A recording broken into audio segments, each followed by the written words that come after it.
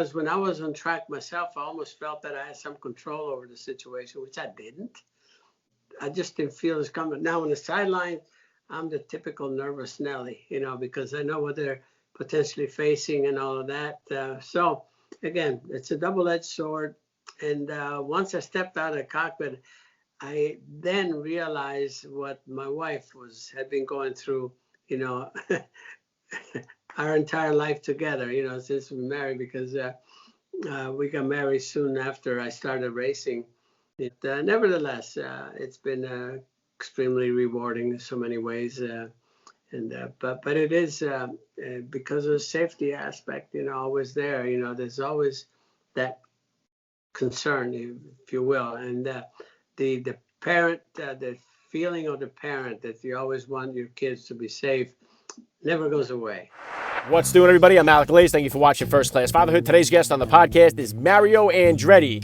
There is no bigger name in car racing than Mario Andretti. He has had a legendary racing career. It's a big honor for me to have him on the podcast. He's a first-class father all the way. Get down there, smack the subscribe button, tap the like, and let's jump into it right now with Mario Andretti on First Class Fatherhood.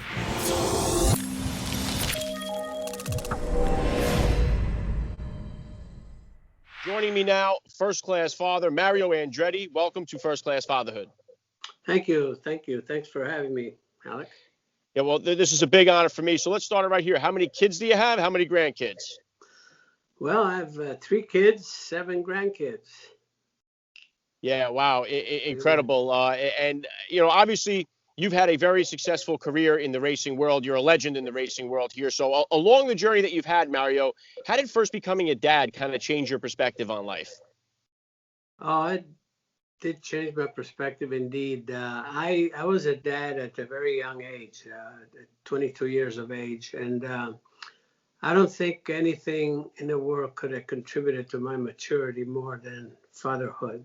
Because even at that young age, I just felt the responsibility on my shoulders, especially by the fact that I was in such a dangerous business.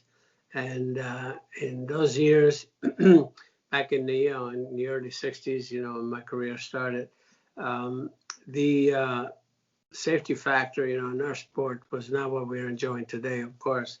So again, not that I dwell on that, because I could have done my business properly, my job, I should say, properly, if I would have done that. However, trust me, I had that feeling of responsibility always. And because of that, I think maybe that was probably helped me into really maybe performing better, because I felt that I had to earn, as much as I possibly could to have things comfortable for our family, and also ultimately have a secure situation for my wife and the kids in case something happened to me. So again, no question that I knew what my duty was as a father.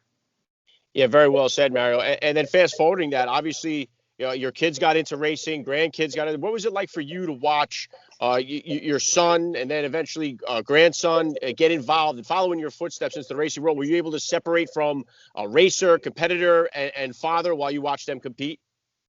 Well, there were 2 factors here. I was, the kids were already competing when I was still active.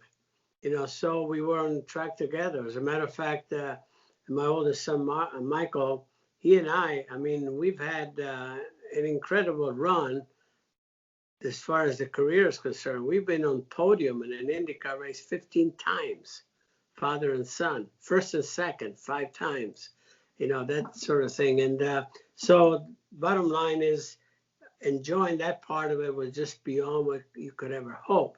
Now, going back to, your concern as a parent, I became a lot more concerned once I stepped out of the cockpit and they were on track.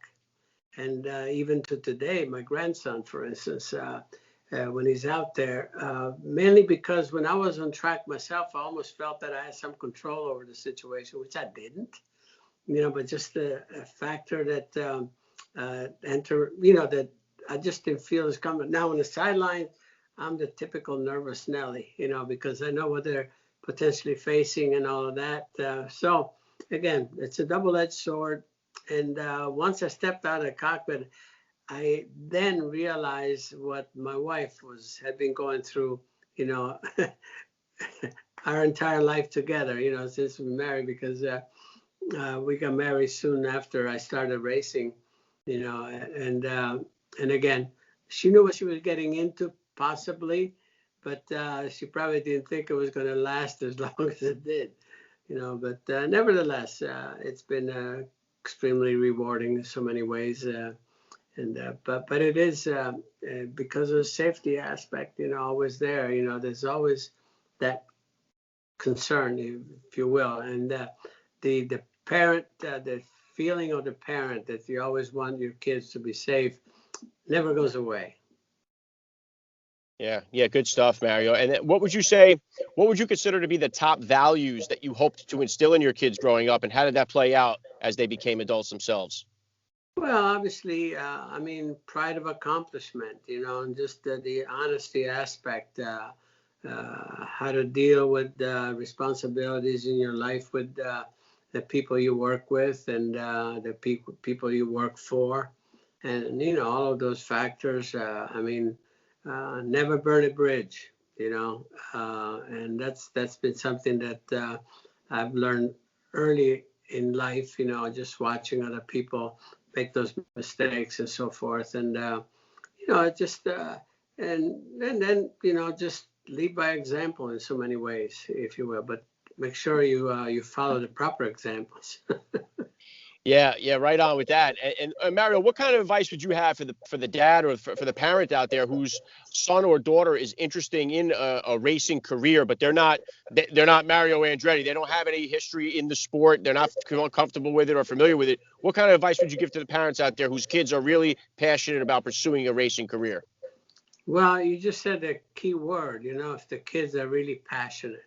If the kids are passionate, you know what? Support them, because I experienced a negative in that respect at the beginning of my career. My dad did not understand the sport as well as obviously that as you possibly could have, to try to understand myself and my twin brother, you know, where our passion was. And we went ahead and did things regardless. You know, we had to just do it without his knowing. But later on, as a parent, I used a different tact. I just exposed, of course, the kids were exposed to this environment. But at the same time, I think there's a time fairly early in age where something imprints, you know, if it's something that really impresses you, it can stay with me the rest of my life, you know, when I became enamored with the sport.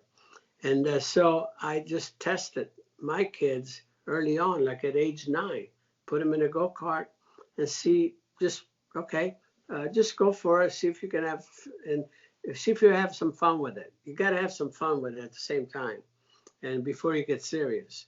But again, I didn't push anything. I made sure that you know, that they wouldn't have any pressure from me.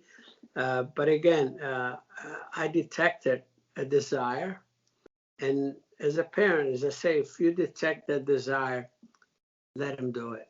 Support them. You know, it's worth it. Yeah, very well said, Mario. And then pulling it back into you as a dad here yourself, what type of disciplinarian were you as a dad with the kids growing up, and is that different than the discipline style that you grew up with?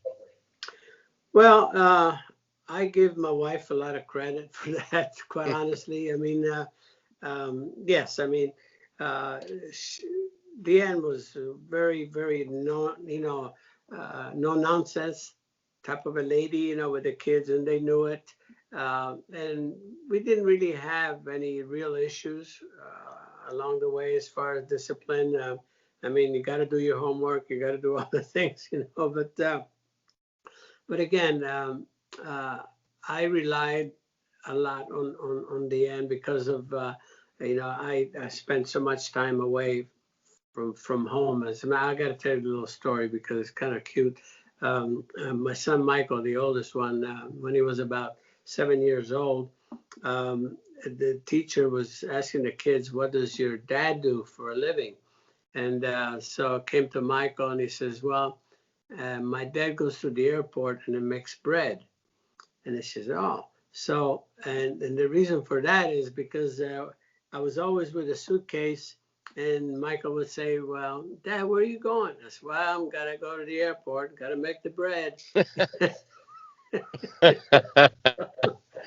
So I went to the That's a airport classic. and made bread. So as you can see, I was on the road quite a bit. So Deanna and I were the perfect team, as you can imagine. In that respect, when on the bringing of the kids, I don't take a lot of credit there. I didn't have to do much myself, to be very honest with you. Yeah, good study. Then everybody in Michael's class, I guess, just assumed you were a baker for the rest of his Yeah. school days there. And then, well, what about? I mean, for me, Mario, I got 4 kids myself. My oldest is about to be 15 here, so I'm just about to get into all that teenage stuff with the peer pressure and all this other stuff.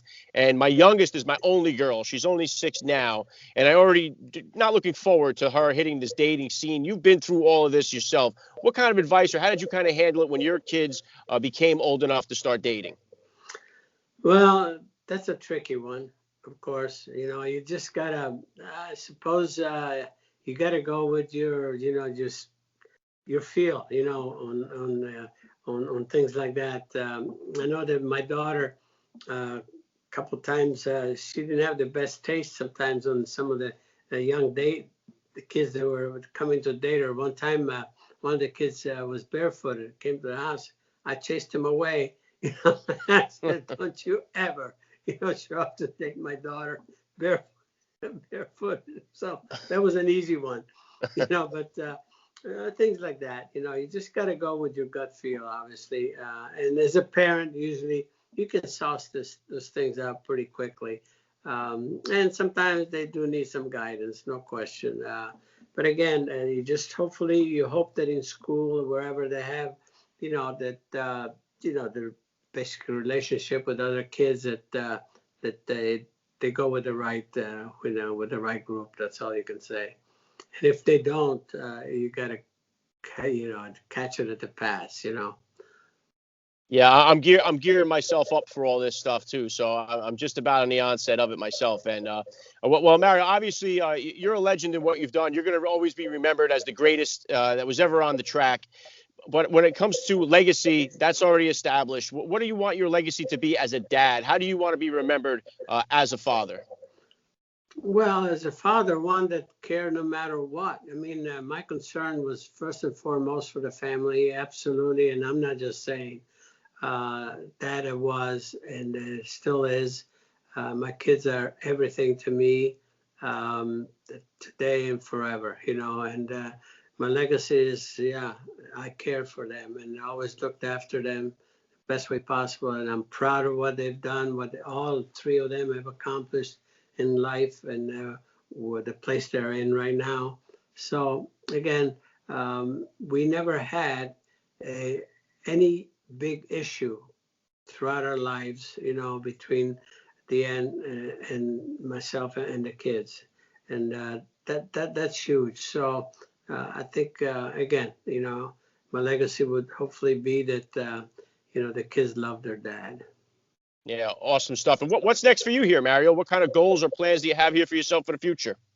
Well, just continue to do things that I enjoy. Quite honestly, even in my age, there's no retirement in sight in any way. I just have business concerns that keep me very busy, and plus following the sport as close as possible, because I have a lot of skin in that game.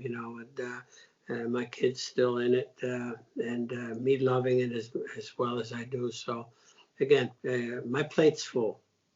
Yeah, you had that semi-retired tag on you for quite a long time here now. And last thing I want to hit you with, Mario, I love to ask all the dads that I get on the podcast, what type of advice do you have for that new dad or for that about to be father who's out there listening? Enjoy the moment. When you enjoy the moment, you'll do the right thing. And again, it's a beautiful thing in life. It's a great gift for anyone. And